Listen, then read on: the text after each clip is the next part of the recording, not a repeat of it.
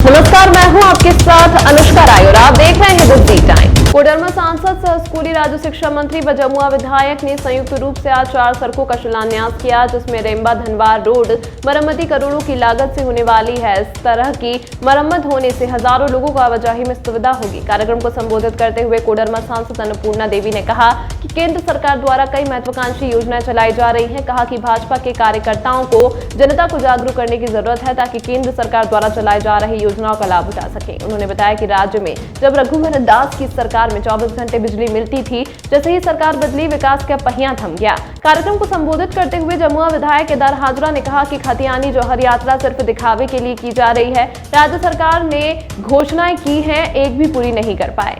यात्रा निकाला था हमारी पूर्ववर्ती सरकारों ने, कई सौ सड़कों, कई करोड़ों का योजनाओं का हम लोगों ने शिलान्यास किया था उस जन आशीर्वाद योजना के तहत। लेकिन आप जोहार यात्रा निकाल करके झारखंड के लोगों को क्या दिखाना चाहते हैं? आप मूल्यवासी, आदिवासी, दलित, शोषित की रक्षा नहीं कर पाते। आज झारखंड की बेटियां सुरक्षित नहीं है। आए दिन अखबार में आप देखते होंगे कि दलित की बेटियां, आदिवासी की बेटियों के साथ रेप हुआ, मर्डर हुआ, जिंदा जला दिया गया, उसकी चिंता नहीं है। लेकिन 1932 का जोहार यात्रा जरूर निकालें। हम भी आपके साथ हैं, लेकिन आप स्थानीय नीति भी 1932 से बनाइए, हम आपके साथ हैं। लेकिन अगर आप 1932 का खाली सपना दिखाएंगे झारखंड वासियों को, 3.25 करोड़ लोगों को, तो भारतीय जनता पार्टी नैतिक रूप से आपका विरोध करेगा।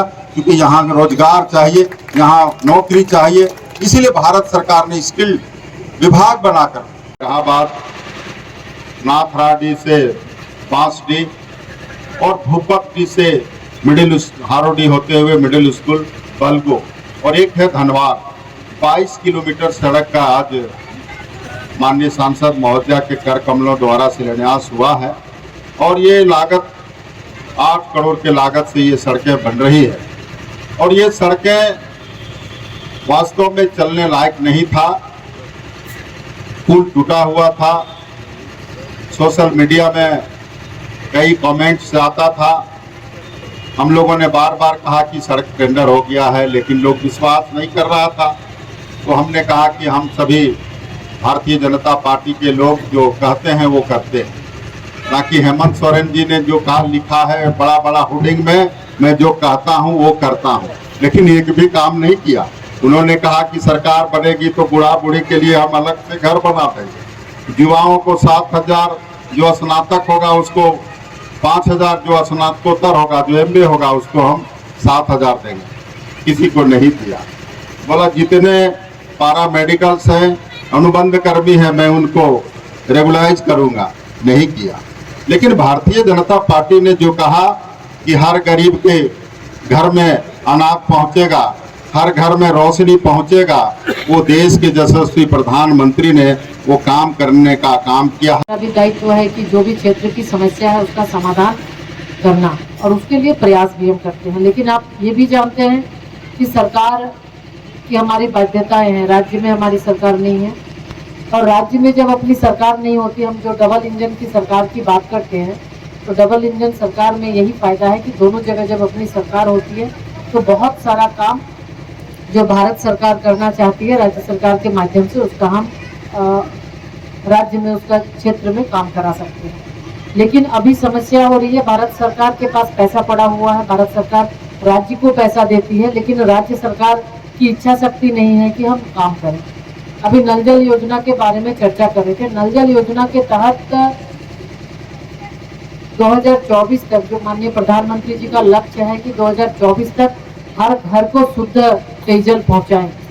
लेकिन बहुत ही अफसोस होता है कि झारखंड की सरकार का ध्यान इस ओर नहीं है, और पैसा आता है, पैसा फिर वापस चला जाता है, पैसा लैप्स कर जाता है।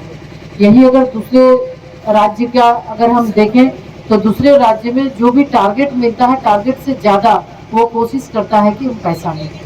तो आज राज्य की स्थिति बद से बदतर है। इसके पूर्व में जब माननीय रघुवर दास जी की सरकार थी, लगातार 24 घंटे बिजली देने की बात उन्होंने किया था, और 23 से 24 घंटा बिजली लोगों को मिलता था, ग्रामीणों को मिलता था, चाहे किसानों को मिलता था। लेकिन जैसे ही सरकार बदली वो स्थिति ध्वस्त हो गई। आधारभूत संरचना का विकास माननीय रघुवर दास जी ने किया।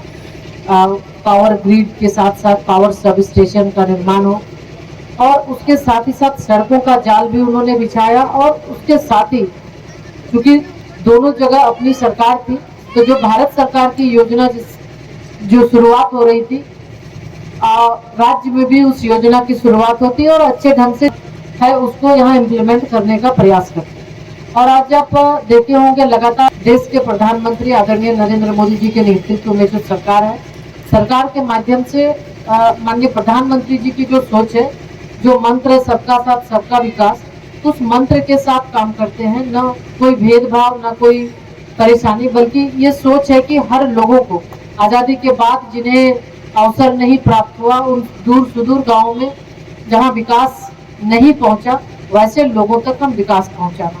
इसी तरह की खबरों को देखने के लिए आप हमारे चैनल द जी टाइम को सब्सक्राइब करें। साथ ही इस वीडियो को लाइक और शेयर करना ना भूलें। धन्यवाद।